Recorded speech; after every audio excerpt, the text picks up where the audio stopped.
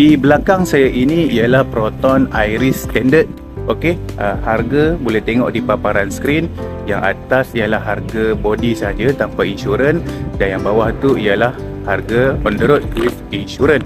Untuk Proton Iris, dia datang dengan 3 pilihan spek, iaitu Iris Standard, Executive dan juga Active. Executive dan Active ni dia engine 1.6 CVT.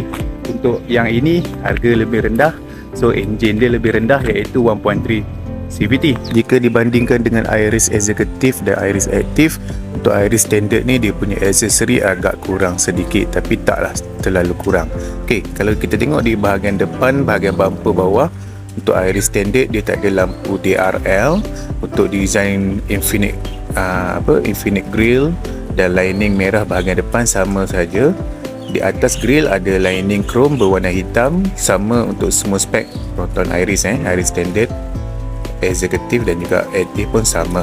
Dari segi saiz tayar, datang dengan 15 inci tayar, 15 inci rim, saiz dia 185/55 R15.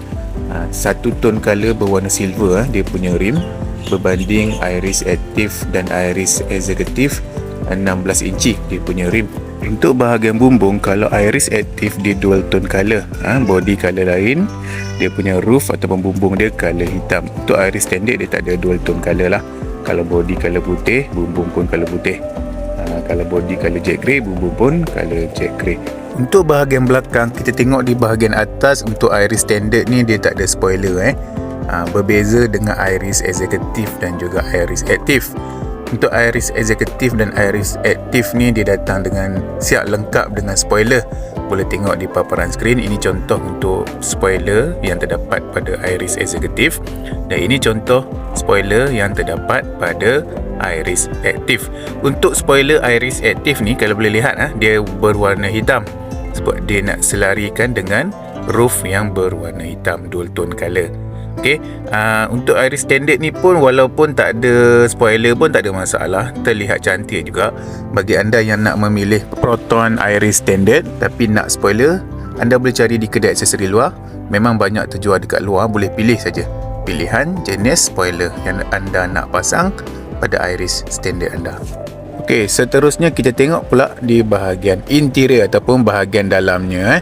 Okey, untuk bahagian pintu driver ni ada button-button khas untuk button control windows, control side mirror ada di bahagian pintu driver. Untuk design dashboard Proton Iris Standard ni, design dia sama je macam design dashboard Proton Iris Executive dan Iris Active. Untuk Iris Standard ni dia tak ada push start button, so kalau anda nak on engine, anda perlu menggunakan cara lama lah, masukkan kunci, pusingkannya untuk hidupkan engine. Dia tak ada push start button.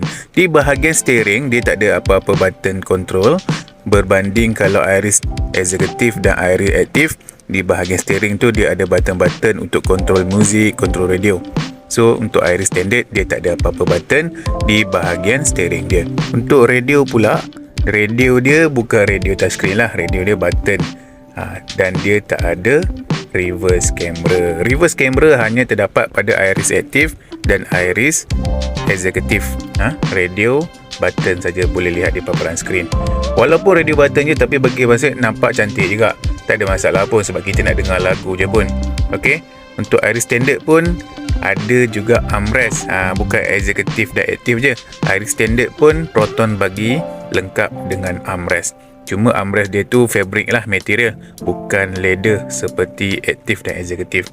Pun begitu, sangat-sangat selesa dengan adanya armrest. Kita nak memandu, kita boleh rehatkan siku kita di atas armrest tersebut. Okey, untuk USB port dekat bahagian depan ni, depan genom ada 3 lah. Yang sebelah kanan sekali tu dia dual function untuk USB masuk pen drive ataupun kabel phone, dan untuk charging sekali.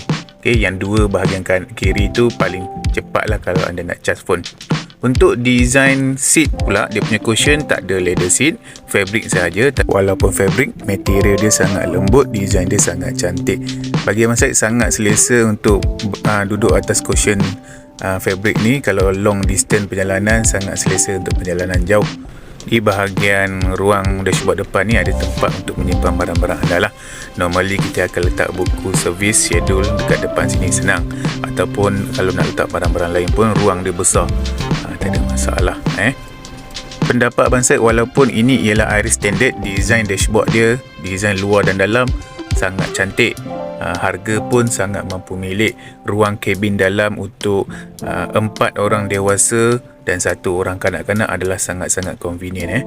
Di bahagian belakang ini pun ada 2 lagi USB port. Di depan ada 3, di belakang ada 2. So dalam satu masa serentak anda boleh charge 5 smartphone, tak ada masalah. Alright, kita tengok pula dia punya boot belakang, bonet belakang. Okey, untuk hatchback car, compact car ni memang dia punya konsep boot belakang, bonet belakang tak besar. Tapi untuk Iris ni bagi Abang Syed untuk masuk 1 luggage besar dan 2 luggage kecil, tak ada masalah, memang muat. Untuk anda yang nak travel menggunakan Iris ni. Design Iris standard ni, ya, macam Abang Syed kata tadi, dia punya aksesori ada yang kurang berbanding Iris Active dan Iris Executive. Tapi untuk harga dia yang sangat mampu milik, dengan apa yang dah dapat pada Iris standard ni, bagi Abang Syed dah sangat-sangat puas hati.